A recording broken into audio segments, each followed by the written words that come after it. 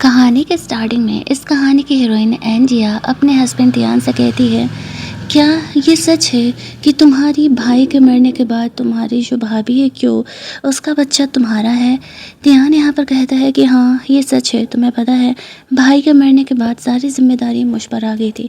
इस घर को एक वंश चाहिए था और तुम बच्चे पैदा नहीं कर सकती, इसी वजह से मुझे ऐसा करना पड़ा। कहानी यहाँ से फ्लैशबैक में जाती है जब तियान को बचाने के चक्कर में एंजिया इंसल्ट हो गई थी। वो कभी माँ नहीं बन सकती थी, फिर भी तियान ने उसे प्रपोज किया था और बोला था उसे बच्चे की ज़रूरत नहीं है, वह एंजिया के साथ पूरी ज़िंदगी खुश रह सकता है। तियान के इस कन्फेशन को सुन करके एंजिया बहुत ही खुश हो जाती है और फाइनली वो दोनों शादी कर लेते हैं।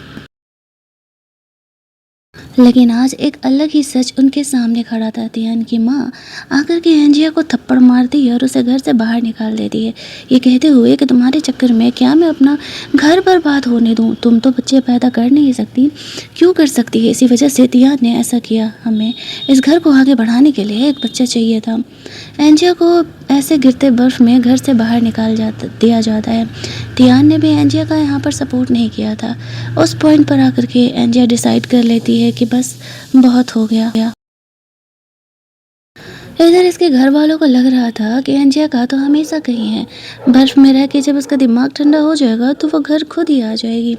उन्हें नहीं पता था कि एंजिया ने पूरी तरीके से अब उनसे अपना रिश्ता तोड़ लिया था। तियान को ही बचाने के चक्कर में उसने अपनी ज़िंदगी बर्बाद की थी और आज तियान ही उसे धोखा दे रहा है। वो तियान के कज़न ब्रदर हुओ को कॉल करती है।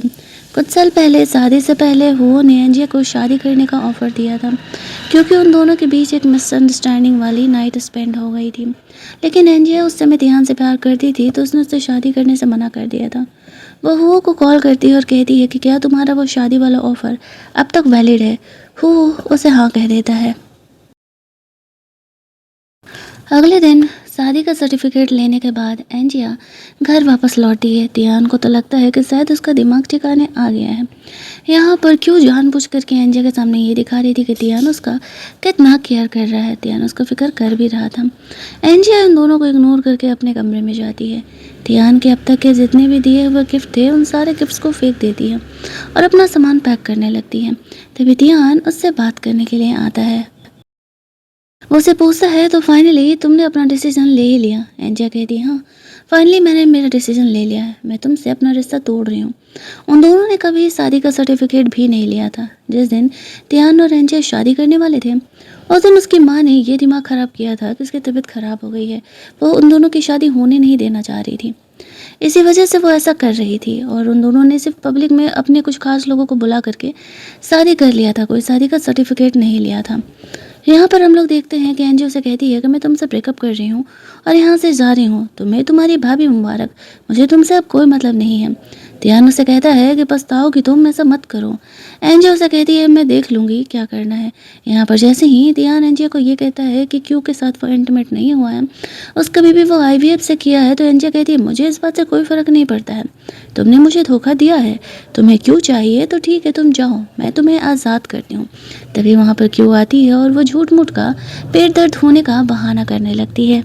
तियान एंजिया को छोड़ करके उसे डॉक्टर को दिखाने के लिए लेकर के जाता है, ये सोचते हुए कि एंजिया भला कहाँ ही जाने वाली है। लेकिन इधर खुद एंजिया की भी तबीयत खराब थी, वो अकेले ही हॉस्पिटल जाती है, डॉक्टर से चेक कराती है। बात पेमेंट करने की आती है तो उसके पास उसके कार्ड को तियान ने ब्लॉक कर दिया था एंजिया को सबक सिखाने के लिए। इधर वो देखती है कि क्यों अपने सोशल मीडिया पे कुछ ज़्यादा ही लवी डबी मैसेज के साथ तियान के फ़ोटोज़ अपलोड कर रही है, किस तरीके से वो उसका ख्याल कर रही है ये करते हुए। एंजिया को अब इन फीलिंग्स से कोई फ़र्क ही नहीं पड़ रहा था। वो अपना शादी का रिंग उस नर्स को देते हुए कहती है इसे सेल करके जो पैसे होंगे वो हॉस्पिटल का बिल दे देना, मुझे वैसे भी अब इस बात से कोई फ़र्क नहीं पड़ता है। दूसरी तरफ हम लोग देखते हैं कि तियान क्यों का ख्याल रख रहा था, उसे तो इस बात के बारे में कुछ भी नहीं पता था। क्यों यहाँ पर जानबूझ करके एंजिया के खिलाफ उसे भड़काते रहती थी। तियान यहाँ पर एंजिया को कॉल करता है लेकिन उसने तो उसे ब्लॉक कर दिया था। उसे लगता है कि शायद वो जानबूझ करके ये सारे टैंट्रम कर रही है। इधर एंजियो को हो के बटलर का फ़ोन आता है और वो वहाँ से निकल जाती है। वो वहाँ घर पर पहुँचती है। वैसे तो वो और एंजियो ने शादी का सर्टिफिकेट ले लिया था, लेकिन उस दिन भी वो आया नहीं था। यहाँ पर एंजिया घर जाती है, बटलर बताता है कि वो बिजनेस ट्रिप पर गया हुआ है और वो 15 दिन बाद आने वाला है। ये सुनकर के एंजिया थोड़ा रिलैक्स फील करती है। वो को फेस करने में ऑकवर्ड फील कर रही थी। घर के अंदर जाने पर बहुत सारे हेल्पर यहाँ पर रखे हुए थे। एंजिया को पूरा घर का नक्शा और सब कुछ समझाया जा रहा था। वो ने एंजिया को यहाँ पर सारी बातें, जो उसका बटलर था वो सब कुछ उसे समझा देता है और वो कहता है तुम्हें किसी चीज़ की फ़िक्र करने की ज़रूरत नहीं है, वो बिज़नेस ट्रिप से जल्दी ही लौट आएगा। एंजिया यहाँ पर शांति से घर पे रहने का डिसाइड करती है। हालांकि वो कोई बिजनेस ट्रिप पे नहीं गया था, बस वो एंजिया को फेस नहीं करना चाह रहा था, क्योंकि वो भी जानता था कि एंजिया उसके फेस करने की वजह से काफ़ी ऑकवर्ड फील करेगी।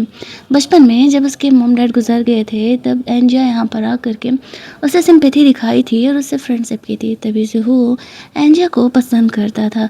उसके बाद उस वन नाइट स्टैंड के बाद वह एंजिया से बताना चाह रहा था, लेकिन एंजिया उसकी बात सुने बगैर ही वहाँ से चली गई थी। एंजिया को ये बातें नहीं पता था, वो तो बस हो को उसके वन नाइट स्टैंड के बाद से ही जानती थी। वहीं दूसरी तरफ तियान को पता चलता है कि 3 दिनों से एंजिया ना तो घर आई है और ना ही कंपनी, तो उसे बहुत गुस्सा आने लगता है कि वो यहाँ पर आती है और वो तियान को कहती है कि देखो, मुझे तुम्हारा ना ये शादी का रिंग बाहर किसी और के हाथ में मिला। मुझे पता चला है कि एंजिया ने इस रिंग को सेल कर दिया है। वो ऐसा कैसे कर सकती है, बताओ भला, तुम इतना उससे प्यार करते हो। तियान को भी ये बातें सुनकर के बहुत ही गुस्सा आ रहा था कि एंजिया क्या ड्रामा कर रही है यहाँ पर, वो ऐसा भला कैसे कर सकती है। अब वो एंजिया को सबक सिखाने का डिसाइड करता है, क्योंकि जब भी मौका मिलता था ना, वो तियान और एंजिया के बीच मिसअंडरस्टैंडिंग ही क्रिएट करती थी। इस बात से अनजान एंजिया हो के घर पर थी। बटलर उसे ब्रेकफास्ट वगैरह ऑफर कर रहा था। तभी वहाँ पर एंजिया को पता चलता है कि जिस प्रोजेक्ट पर पिछले 3 महीने से एंजिया काम कर रही है, वो प्रोजेक्ट तियान ने क्यों को दे दिया है। इस बात से गुस्सा होकर के वो तियान से मिलने के लिए चली जाती है। वहाँ पर वो बिजनेसमैन क्यों के साथ वो डील साइन करने ही वाला था कि तभी एंजिया वहाँ पर पहुँच जाती है। क्यों शो ऑफ कर रहे थे कि अरे देखो ना, तियान ने बोला कि मैं ये प्रोजेक्ट संभाल लूँ, तो बस इसीलिए मैं ये प्रोजेक्ट संभाल रही हूँ। यहाँ पर एंजिया तियान पर गुस्सा करने लगती है कि इस प्रोजेक्ट पर मैं पिछले 3 महीने से काम कर रही हूँ, तुम मेरे साथ ऐसा कैसे कर सकते हो। तियान उसे कहता है, और तुम मेरे साथ ऐसा कैसे कर सकती हो, तुमने हमारी शादी का रिंग क्यों सेल किया। एंजिया उसे कहती है, क्योंकि जब रिश्ता ही नहीं है तो शादी का रिंग रखने का क्या फ़ायदा है। तियान यहाँ पर जबरदस्ती क्यू को वो रिंग पहना देता है और कहता है, अपनी औकात में रहो, तुम बस एक हाउसवाइफ हो, मेरे बिना तो तुम्हारा कोई वजूद ही नहीं है। एंजिया इस बात पर खुद में ही हंसने लगती है। फ्लैशबैक में वो याद करती है कि जो वो इतनी मेहनत की थी, जिस वजह से तियान यहाँ पर पहुँच पाया है और वो खुद को बड़ा बड़ा आदमी समझ रहा है। वो उस बिजनेसमैन को कहती है, ये प्रोजेक्ट मैंने हैंडल आउट किया था, आपको तो याद ही होगा ना, और मेरे बिना ये प्रोजेक्ट आगे बढ़ने भी नहीं वाला है, तो बेहतर होगा प्रोजेक्ट सोच समझ के शाइन करना। ये कह के एंजिया वहाँ से निकल जाती है और यहाँ पर वो बिजनेसमैन गुस्से में आकर के क्यू के साथ वो डील साइन करने से मना कर देता है।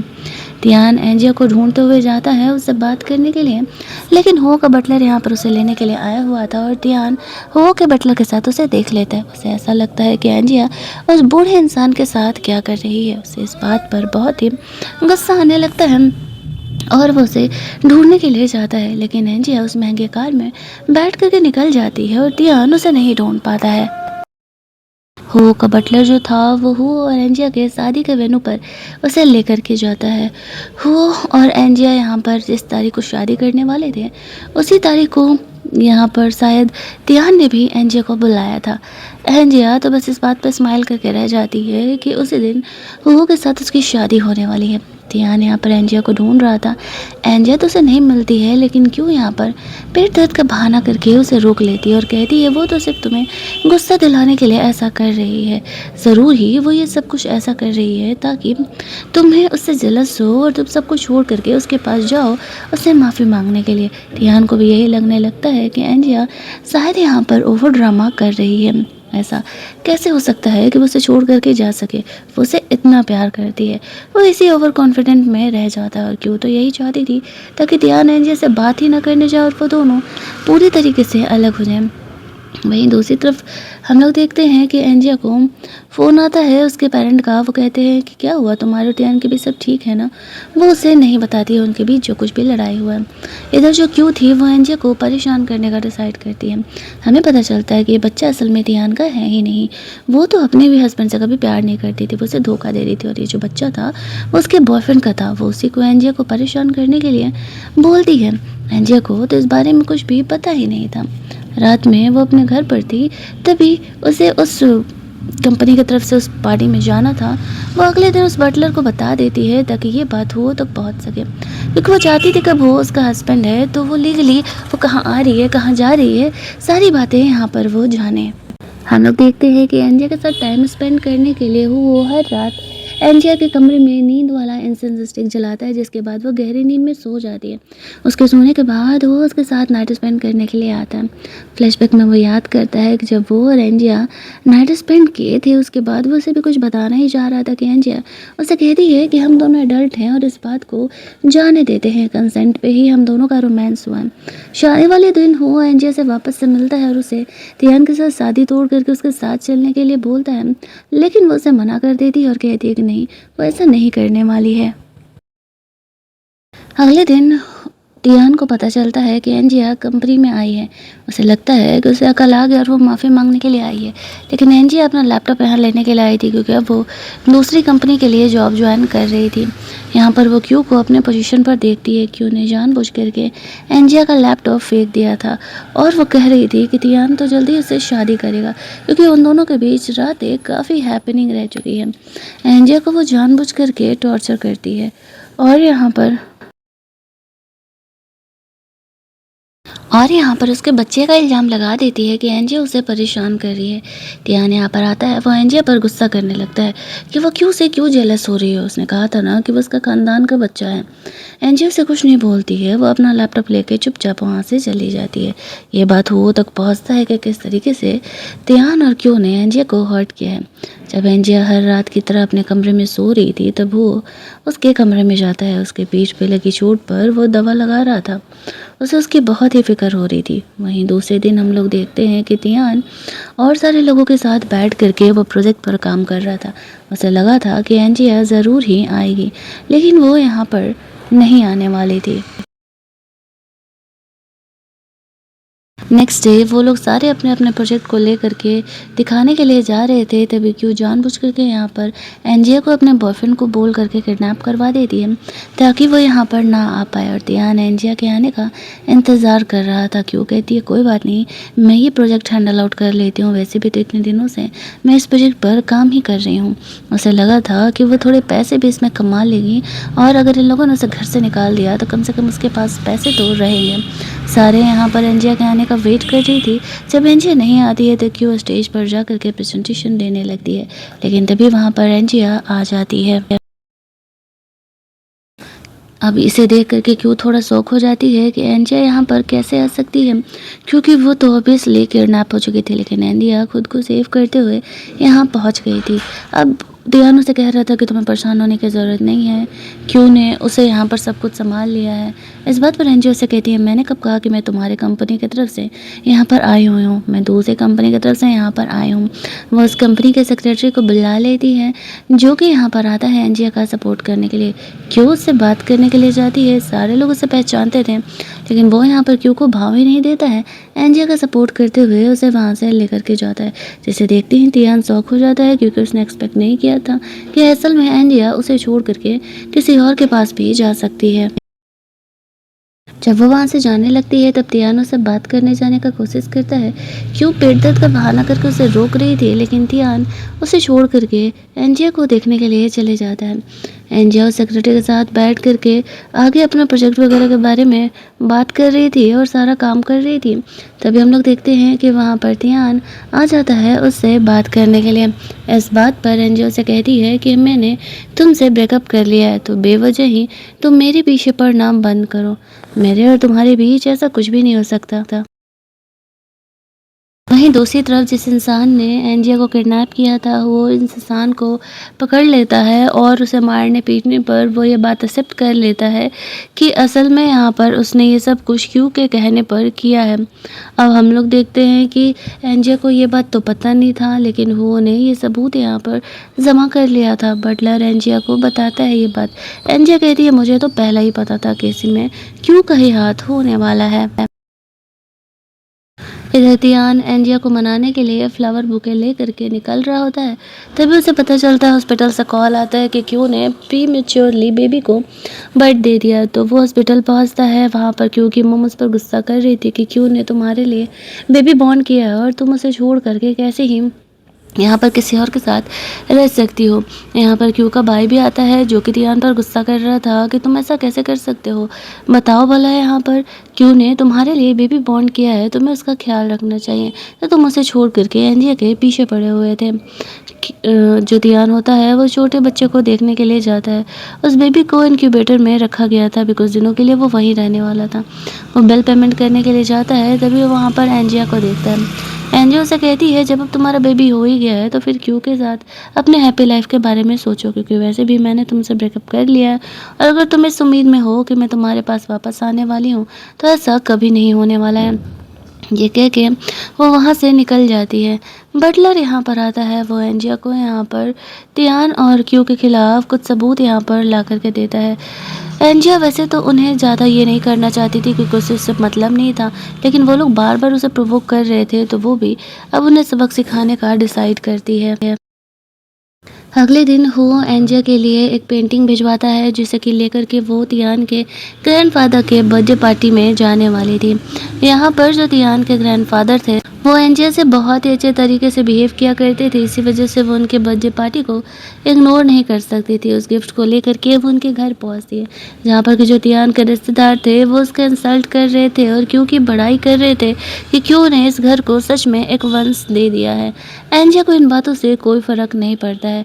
तियान भी यहाँ पर आता है। वो बच्चे को भी साथ में लेकर के आया हुआ था। क्यों को ये बहुत अच्छा मौका दिखता है उसके घर वालों के सामने अपना इमेज बनाने के लिए और तियान से शादी वादी का बात करने के लिए। एंजिया तो उसे उस बच्चे को बिल्कुल भी ध्यान नहीं देती है। वो बस ग्रैंडफादर से मिल करके उन्हें बर्थडे विश करके वहाँ से आने का प्लान कर रही थी। लेकिन क्यों को चैन कहाँ था। जब वो एंजिया को खुश देखती है तो वो उसे परेशान करने का डिसाइड करती है। ग्रैंडफादर वहाँ पर आते हैं। वो एंजिया से अच्छे से बिहेव कर रहे थे। वो क्यू को पसंद नहीं करते थे क्योंकि उन्हें पता था कि क्यू किस टाइप की लड़की है। एंजिया यहाँ पर हुओ की तरफ से दिया गया गिफ्ट जा कर के ग्रैंडफादर को देती है। वो गिफ्ट उन्हें बहुत ही पसंद आता है। वो भी खुश होकर के रिटर्न गिफ्ट में उनके घर का खानदानी कड़ा यहाँ पर एंजिया को दे देते हैं। यहाँ पर ग्रैंडफादर को और किसी का गिफ्ट बिल्कुल भी पसंद नहीं आता। वो केवल और केवल एंजिया के गिफ्ट को एक्सेप्ट करते हैं। गिफ्ट विफ्ट देने के बाद एंजिया कहती है, ग्रैंडफादर अब मैंने आपका बर्थडे विश कर दिया है तो फिलहाल मैं जा रही हूँ। ये कह के वो वहाँ से जाने लगती है। तभी क्यों एंजिया को देख के जेलस हो रही थी और वो वहाँ पर उसे परेशान करने के लिए आ जाती है। वो वही ड्रामा कर रही थी, बच्चे को परेशान करने वाला। तियान गुस्से में आकर के एंजिया पर हाथ उठा देता है। अब एंजिया भी कहाँ ही चुप रहने वाली थी। पहले तो वो क्यू को थप्पड़ मारती है और फिर यहाँ पर तियान को भी थप्पड़ मारती है और कहती है, तुम पूरी ज़िंदगी सही में अकल के अंधे ही रहोगे। जब मुझे तुमसे मतलब ही नहीं है तो भला मैं इस बच्चे से नफरत क्यों ही करूँगी। और तुम श्योर हो कि ये बच्चा तुम्हारा ही है? डीएनए टेस्ट करवाया क्या तुमने? क्यों बीच में आ जाती है क्योंकि उसे डर था कि कहीं उसका ये पोल खुल न जाए। वैसे तो एंजिया ने अंधेरे में ही तीर मारा था। वो एंजिया को धक्का दे देती है। तभी हुओ यहाँ पर उसे संभालने के लिए आ जाता है। शादी के बाद पहली बार एंजिया हुओ से मिल रही थी। हुओ से पूछता है, तुम्हें किसने परेशान किया? एंजिया भी यहाँ पर झूठ मूठ के इमोशनल होने का एक्टिंग करते हुए कहती है कि तियान ने उसे थप्पड़ मारा है। तियान एंजिया को हुओ के करीब देख करके गुस्सा करने लगता है और उसे अपने पास खींचने की कोशिश करता है, लेकिन हुओ उसे कहता है कि इसने जब तुमसे ब्रेकअप कर लिया है तो फिर तुम अब उसे क्यों ही परेशान कर रहे हो, इसका तुमसे कोई मतलब नहीं है। ये कहते हुए वो एंजिया को वहाँ से पार्टी में सबके सामने से लेकर के जाता है। इन दोनों की शादी के बारे में किसी को पता नहीं था। यहाँ पर तियान भी कन्फ्यूजन में था कि वो एंजिया को इतना ज़्यादा केयर क्यों कर रहा है, उन दोनों के बीच क्या चल रहा है। कार में यहाँ पर वो एंजिया का फिक्र करने लगता है और वो उसे आइस से अप्लाई कर रहा था। वो दोनों उस टाइम की बातों को याद कर रहे थे जब दोनों यहाँ पर फर्स्ट टाइम इंटीमेट हुए थे। तो अब वो यहाँ पर वापस आ चुका है। दोनों घर जाते हैं। एंजिया बहुत ही ऑकवर्ड थी, भले ही शादी किए उसे कुछ दिन हो गए थे, लेकिन वो कैसे अचानक आना उसे बहुत ही ऑकवर्ड फील करा रहा था। वो चुपचाप निकल करके बगल कमरे में चले जाता है क्योंकि एंजिया बहुत ही उसे देख करके साई फील कर रही थी। एंजिया जब कमरे में आती है तो देखती है कि वो यहाँ पर नहीं है, तो वो थोड़ा सा यहाँ यहाँ पर रिलैक्स फील करती है ताकि वो आराम से यहाँ पर सो सके। तभी उसे यहाँ पर ध्यान का कॉल आता है। कॉल दूसरे नंबर से वो कर रहा था क्योंकि एंजिया ने तो पहला नंबर ब्लॉक करके रखा हुआ था। यहाँ पर वो कह रहा होता है कि वो हॉस्पिटल में है, हुओ ने उसका हाथ मोड़ा था, इस वजह से उसे ऐसा लगता है कि हर बार की तरह एंजिया उसकी तबीयत की बात सुन करके तो वापस आ ही जाएगी, लेकिन एंजिया नहीं आने वाली थी। वो उसका वो नंबर भी ब्लॉक कर देती है क्योंकि उसे तो उस बात से कोई मतलब ही नहीं था। जब वो यहाँ पर नहीं आती है तब ध्यान एंजिया को ढूंढते हुए जाता है। एंजिया यहाँ पर हुओ के साथ शादी का ड्रेसेस ट्राई कर रही थी। तभी ध्यान कमरे में जाता है और एंजिया से कहता है कि वो ये क्या कर रही है। एंजिया उसे कहती है क्या कर रही हूँ, तुम्हें दिख नहीं रहा क्या, मैं शादी के ड्रेसेस ट्राई कर रही हूँ। ध्यान उसे कहता है कि तुम किसी और से शादी कैसे कर सकती हो, मतलब हम दोनों शादीशुदा हैं। एंजिया कहती है सच में शादी का सर्टिफिकेट लिया है क्या हमने, नहीं ना, चाइना में शादी का सर्टिफिकेट मैटर करता है, ना कि पब्लिकली ऐसे शादी करना, और हमारे यहाँ तो पब्लिकली शादी हो गई तो हो गई, कोई लीगली यहाँ पर सर्टिफिकेट का ज़रूरत नहीं होता है। अब यहाँ पर ध्यान कुछ कह नहीं सकता था, क्यों उसे बच्चे का बहाना बना करके उसे घर पर वापस से बुला लेती है। फिलहाल ध्यान को वहाँ से ही जाना पड़ता है। उसे अब भी ऐसा लग रहा था कि एंजिया उसे गुस्सा दिलाने के लिए ये सब कुछ कर रही है। वो दूर से इन चीज़ों को देख रहा था। हॉस्पिटल में बच्चे की तबीयत ख़राब थी, वो वहाँ पर जाता है तो क्योंकि मॉम उसकी फ़िक्र कर रही थी कि उसके हाथ को क्या हुआ। ध्यान कहता है कुछ नहीं, सब ठीक है। बच्चे की तबीयत ख़राब थी तो वो लोग उस बच्चे का फ़िक्र कर रहे थे। अब ये जो इसका बैंडेज लगा हुआ था आज हटने वाला था, डॉक्टर यहाँ पे ध्यान का फर्स्ट एड कर रहे थे और वो यहाँ पर एनजीए से कांटेक्ट करने का कोशिश कर रहा था कि वो उसका फिक्र क्यों नहीं कर रही और उससे मिलने क्यों नहीं आ रही। हाँ, मतलब तुम किसी इंसान को इस हद तक परेशान कर दो कि वो खुद ही तुम्हारी लाइफ से चले जाए, और जब चले जाए तब तुम्हें वही इंसान चाहिए। मतलब लोगों की फितरत का पता ही नहीं चलता। यहाँ पर एंजिया अपना शादी वादी करने के लिए रेडी थी। आज उसकी और वो की पब्लिकली शादी होने वाली थी, तो वो रेडी वेडी हो करके उस वेन्यू के लिए निकल रही थी। ध्यान की माँ उसे कॉल करके शो ऑफ कर रही थी कि हमारा बेटा एक बहुत बड़ी पार्टी अटेंड करने के लिए जा रहा है, आकर के दिमाग मत ख़राब करना, वो क्यों के साथ खुश है। एंजिया को इन बातों से कोई फ़र्क ही नहीं पड़ रहा था। वो अपने हैप्पी मूड के साथ शादी के लिए निकलती है। यहीं ध्यान एंजिया के आने का वेट कर रहा था क्योंकि एंजिया को उसने कहा था कि वो इस दिन उससे मिलने ज़रूर आएगी। तभी उसकी नज़र पड़ती है कि एंजिया दुल्हन के ड्रेस में किसी और कमरे में जा रही है। वो ये देखते ही शॉक हो जाता है, उसे रोकने जाने का कोशिश करता है, उससे बात करने जाने का कोशिश करता है, लेकिन क्यों उसका बच्चा वापस से बहाना करके उसे अपने ही पास रोकने का सोच रहे थे। लेकिन इस बार ध्यान रोकने नहीं वाला था। उसे सच जानना था कि क्या सच में एंजिया यहाँ पर किसी और से शादी कर रही है, तो वो उसे ढूंढने के लिए जाता है। शुरुआत में वो जिस हॉल में जाता है वो हॉल में तो फिलहाल कोई शादी ही नहीं हो रही थी। पूछने पर पता चलता है कि शादी आज इस हॉल में नहीं, बगल वाले कमरे में, तो वो वहाँ पर उसे देखने के लिए जाता है। यहाँ पर वो और एंजिया अपना शादी का रिचुअल कर रहे थे, तभी वहाँ पर ध्यान पहुँच जाता है और वह एंजिया से कहने लगता है कि वो हुआ से शादी कैसे कर सकती है। एंजिया कहती है वो शादी क्यों नहीं कर सकती है, ध्यान ने उसे धोखा दिया, उसने अपनी भाभी को प्रेग्नेंट किया और वो उससे क्या उम्मीद कर रहा है कि वो पूरी ज़िंदगी उसकी नौकरानी बन करके उसके लिए सती सावित्री बन करके रहने वाली है। उसने उससे पहले ही ब्रेकअप कर लिया और वो उसे छोड़ करके अपने लाइफ में आगे बढ़ रही है और वो हुआ से शादी कर रही है। ध्यान को इस बात का भरोसा नहीं हो रहा था। वो फुल ऑन यहाँ पर तमाशा करने लगता है। एंजिया हुआ से कहती है इसे यहाँ से बाहर निकलवाओ, मैं नहीं चाहती कि हमारी शादी में कोई अड़चन आए। तो हुआ यहाँ पर गार्ड्स को बुलाता है और ध्यान को वहाँ से बाहर भिजवा दिया जाता है। ध्यान रोकने का कोशिश करते रहता है लेकिन ऐसा नहीं होने वाला था। फाइनली हो और एंजिया दोनों अपने शादी के रिचुअल को पूरा कर लेते हैं। बाहर जाने पर क्यों और उसकी मोमो से मिलने के लिए आई हुई थी और वो कह रही थी कि कोई बात नहीं, अगर एंजिया ने उसे छोड़ कर किसी और से शादी कर ली तो क्यों ने उसके लिए उसका बच्चा पैदा किया है ना, तो वो क्यों के साथ रह ले। लेकिन ध्यान अब समझ चुका था कि अगर अब वो आगे गलती करेगा तो वो एंजिया को हमेशा के लिए खो देगा। वो क्यों से कहता है कि नहीं, वो ऐसा नहीं करने वाला है। क्यों ने उसकी फैमिली के लिए बेबी बॉन्ड किया है तो उसकी फैमिली उसकी रिस्पॉन्सिबिलिटी लेगी, ना कि ध्यान। वो एंजिया को अब नहीं खोने वाला है और एंजिया को कैसे ना कैसे वो अपना बनाने का प्लान कर रहा है। क्यों को लगने लगता है कि उसका प्लान बाइक फायर कर रहा है और अगर ध्यान वापस से एंजिया के पास गया तो फिर उसके लिए तो रात में जब वो लोग घर जाते हैं शादी के बाद, आज रात उनकी वेडिंग नाइट थी। एंजिया बहुत ही ऑकवर्ड फील कर रही थी और वो जानबूझकर के उसे छेड़ रहा था। लेकिन वो एंजिया को कहता है कि डोंट वरी, मैं तुम्हें फोर्स नहीं करने वाला। ये कह के वो वॉशरूम में चले जाता है। एंजिया उसे बात करने के लिए जाती है तो वो गलती से उसे नंगू पुंगू देख लेती है और शर्माते हुए कमरे से बाहर निकल जाती है। तभी उससे उसके मॉम डैड का कॉल आता है। उसके मॉम डैड यहाँ पर आए हुए थे। एंजिया ने उन्हें नहीं बताया था कि उसने तियान से डाइवोर्स ले लिया है और वो उससे शादी कर चुकी है। इसी वजह से वो वहाँ पहुँचती है। उसके पेरेंट कहते हैं तियान की तबीयत ठीक नहीं थी, तुमने हमें बताया क्यों नहीं। एंजिया बहाना कर देती है कि मॉम डैड असल में अ, आपको वो परेशान नहीं करना चाहती थी। अब उसके पेरेंट वहाँ से जाने लगते हैं। उनके जाने के बाद तियान एंजिया से कहता है कि ठीक है, जो कुछ हुआ मैं उन सारी चीज़ों के लिए माफ़ी मांग रहा हूँ, तुम वापस आ जाओ। इस बात पर एंजियो उसे साफ तौर से कह देती है वो तो नहीं हो पाएगा। तुम्हें पता है मैंने हो से शादी कर लिया। मेरे मॉम डैड को लेकर के मुझे ब्लैकमेल करना बंद करो। मैं जल्दी उन्हें ये सच्चाई बताने वाली हूँ। वो इन सारी बातों को देख रहा था। उसे बुरा तो लग रहा था, लेकिन एंजिया ने जब यहाँ पर ये बातें तियान को क्लियर कर दिया तो फिर वो थोड़ा रिलैक्स हो जाता है। एंजिया अपने दूसरे अपार्टमेंट पर आज रात गई हुई थी अपने मोमोम के साथ रहने के लिए।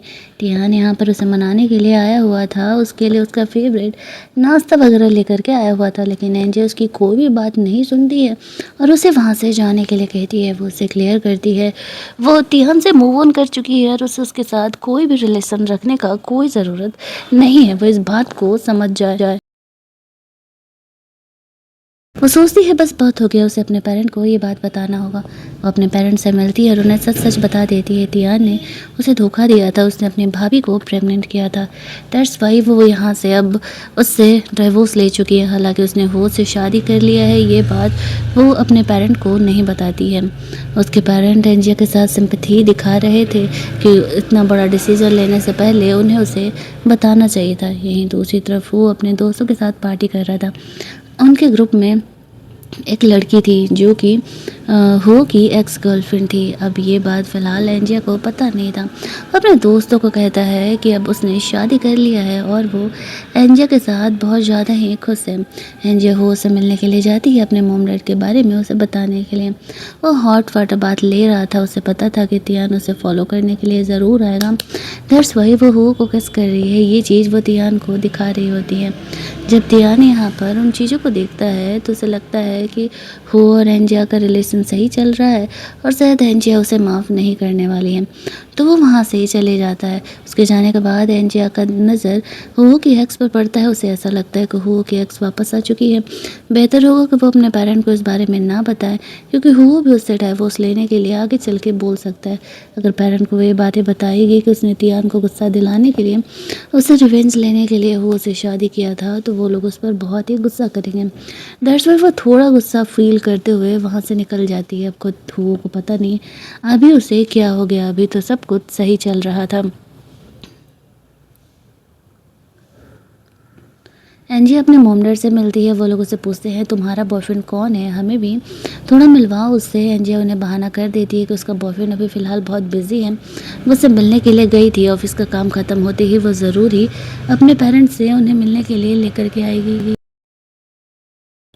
इधर रात में तियान भी बहुत ज़्यादा ही ड्रिंक कर लेता है और यहाँ पर वो एंजिया की चीज़ों को ना देख करके परेशान हो जाता है। घर के हेल्पर्स को बोलता है पहले की तरह ही एंजिया की चीज़ों को यहाँ पर ला करके रखा जाए।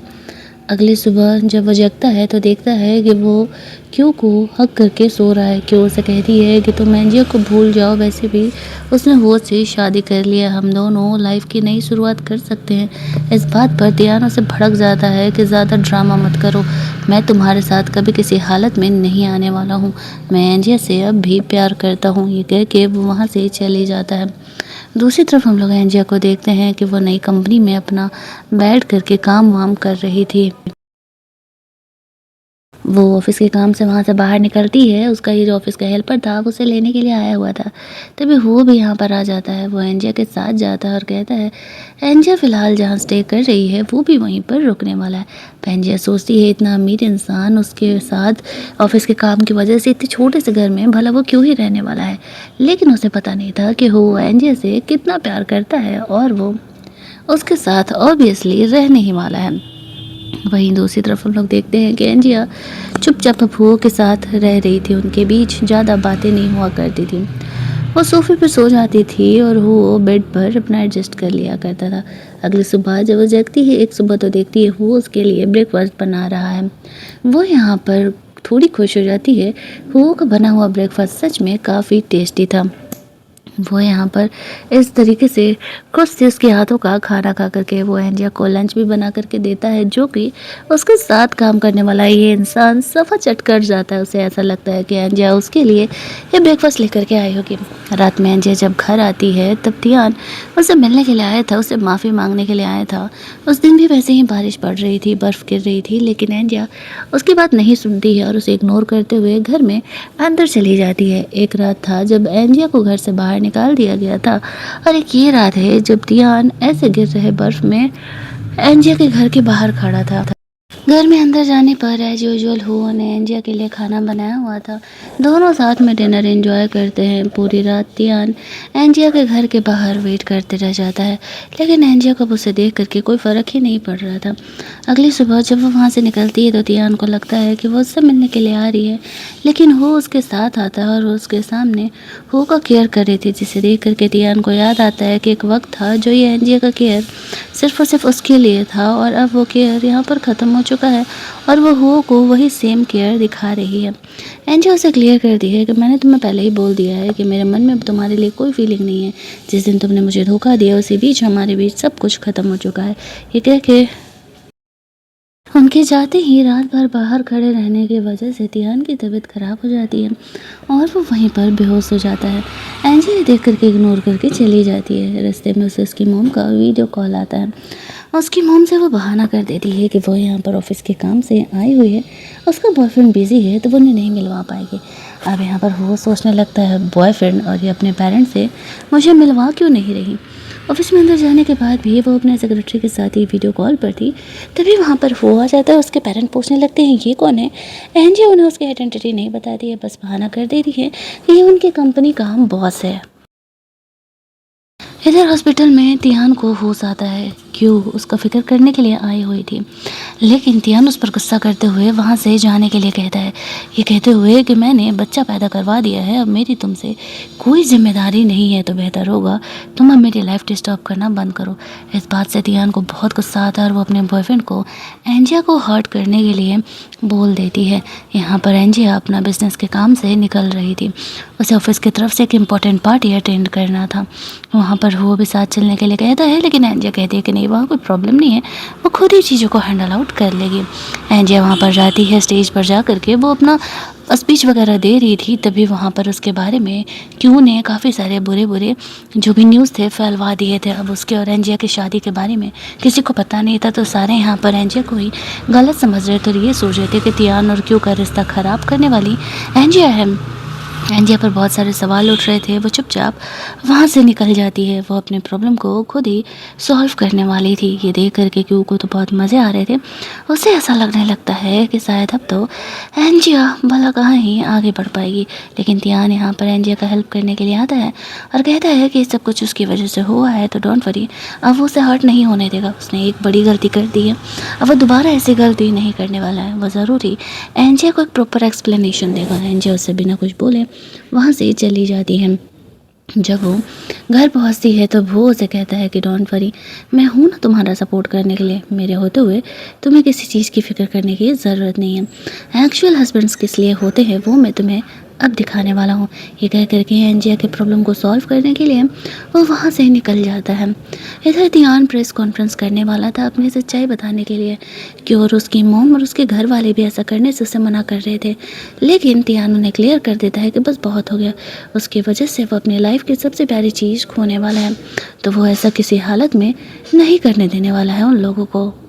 इधर जैसे ही टियान क्यू के साथ प्रेस कॉन्फ्रेंस करके चीज़ों को क्लेरिफाई करने वाला था, तभी वहाँ पर वो आ जाता है और वो टियान का पोल खोल देता है कि वो अपनी मर्ज़ी से क्यू को यहाँ पर प्रेग्नेंट किया था। टियान और एंजिया दोनों मैरिड थे, लेकिन टियान ने उसे धोखा दिया था। अब एंजिया की इमेज को बचाने के लिए टियान इस बात को एक्सेप्ट कर लेता है और कहता है कि हाँ यही सच है।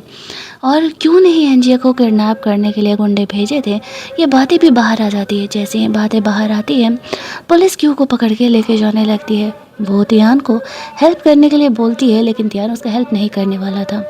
वहाँ से जाने से पहले वो तियान को एक रिपोर्ट देता है, जिसमें ये साफ लिखा हुआ था कि असल में क्यों उसके बच्चे को लेकर के प्रेग्नेंट नहीं है, वो बच्चा किसी और का था। तियान को और ज़्यादा रिग्रेट होने लगता है, जिसके लिए उसने ये सब कुछ किया वही इंसान उसे धोखा दे रहा था। हो ने एंजिया के प्रॉब्लम को सॉल्व कर दिया था। एंजिया से वो मिलने के लिए जाता है। एंजिया को ये बात पता चलता है तो वो उसे थैंक्स बोलती है। वो उसे कहती है आखिरकार वो उसके साथ इतने अच्छे तरीके से बिहेव क्यों कर रहा है। वो कहता है क्योंकि वो उसे बचपन से ही पसंद करता है। उसके मॉम डैड के गुजरने के बाद एंजिया ने ही उसे दोस्ती का हाथ बढ़ाया था और तभी से वो उसे पसंद करता है। इसके बाद वो दोनों उस वन नाइट स्टैंड के बारे में बात करते हैं, तो वो बताता है उसके कॉलेज के लड़के एंजिया को परेशान करने के लिए उसे लव डोज दिए थे। उनका प्लान था उसके साथ इंटीमेट होने का, लेकिन वो उसे सेव करने के लिए गया हुआ था और एंजिया ही उसे जाने नहीं दे रही थी। दैट्स वाई उन दोनों को यहाँ पर रोमांस करना पड़ा था। और वो तो पहले से ही एंजिया को पसंद करता था, तो वो खुद को रोक भी नहीं पाया। जब वो इन बातों को जानती है तो वो उसे कहती है कि तुम्हें पहले मुझे इन बातों की सच्चाई बतानी चाहिए थी। इनके बीच के सारे मिसअंडरस्टैंडिंग यहाँ पे क्लियर हो जाते हैं और यहाँ से दोनों हैप्पीली एवर आफ्टर रहने लगते हैं और हमारी ये कहानी यहीं पर ख़त्म कर दी जाती है। अगर आपको ये कहानी अच्छी लगी होगी तो वीडियो को लाइक और शेयर करना मत भूलना। चैनल को सब्सक्राइब कर लेना ताकि नए वीडियोज़ के नोटिफिकेशन आपको मिलते रहें। चलिए जल्दी से मिल लेते हैं हम लोग एक और नई कहानी के हिंदी एक्सप्लेनेशन में।